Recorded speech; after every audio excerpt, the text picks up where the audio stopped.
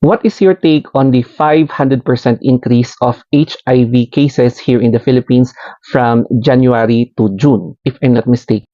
Sige, sasagutin natin yan basing from my own experience and identity as a member of the LGBT community, tapos pati na rin yung aking personal experience and clinical experience as a person, tapos as a PHRN and USRN na rin.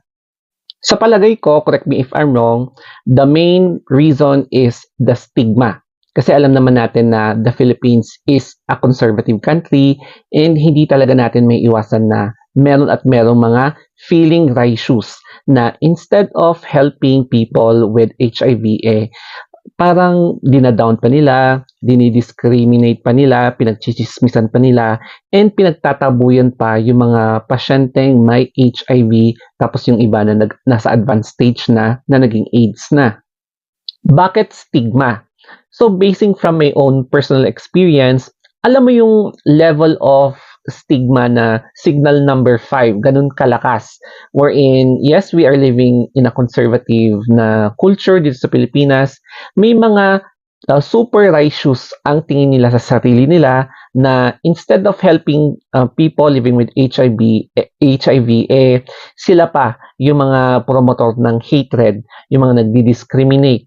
Tapos pinagchichismisan pa nila itong people living with HIV, revealing their status to organizations, individual, just to promote hate. Tapos para to crucify them publicly, mga ganyan. So, nakakalungkot isipin, no? Kaya yung mga iba, natatakot tuloy magpa-check up or mag-seek ng help just because of some individuals na feeling nila, super righteous nila, na hindi nila alam na kasira pala sila ng buhay ng iba. Sa clinical experience ko naman as a healthcare provider, taliwas talaga ito. Sobrang baliktad sa nangyayaring stigma.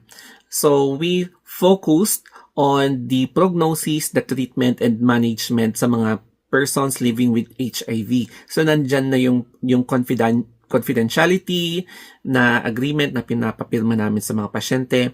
And then kapag newly diagnosed patient, expected depressed sila kasi it's a shocking revelation, di ba? So, kina-counsel namin sila, providing counseling, mga ganyan. And then, yung sa treatment na.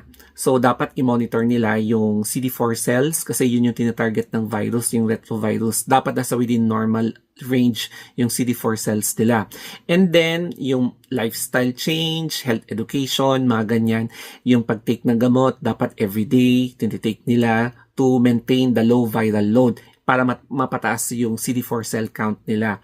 So, yun yung mga ginagawa namin, the treatment, management of patient, in which to promote humanity, no? Para to prolong their life and to make them productive members of the society. Kasi sa totoo lang naman, pwede silang makapagtrabaho, pwede silang kumita ng pera, makatulong pa rin sa family, makatulong sa sarili nila, na instead of binabash, hinihate, dinidiscriminate, or sinusunyo yung mga patient, di ba? Kaya, yun yung fino-focus namin as a healthcare worker.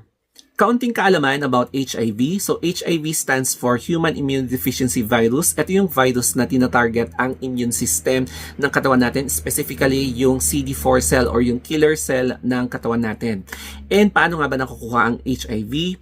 Through infected na secretions. Ito yung semen, yung precam, yung Kefi secretions or any infected na bodily fluid, tapos yung infected blood products. And then, pwede ito ma-transmit through blood transfusion na hindi nasalang yung blood, and then unprotected na intercourse, breastfeeding, and then yung sharing of infected needles. How to prevent transmission of HIV? Ang pinakauna sa lahat is to break the stigma.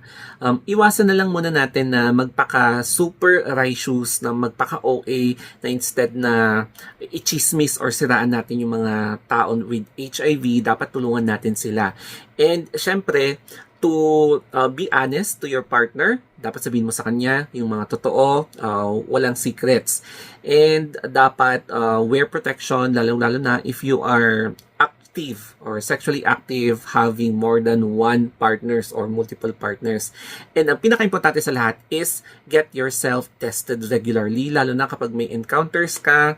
So, para malaman mo yung sarili mo, no? And alam mo yung gagawin mo rin. And to be always informed yung mga simple facts about HIV. Sigurado ako na may magsasabi sa akin na ang kapal daw ng mukha ko, hindi naman daw ako doktor, bakit daw ako nagdi-discuss ng health topics. Pero mind you guys, I am a member of the allied healthcare profession as a registered nurse here and there. So syempre, ganito yung routine na ginagawa namin, management, treatment, para sa mga patients, including mga people living with HIV.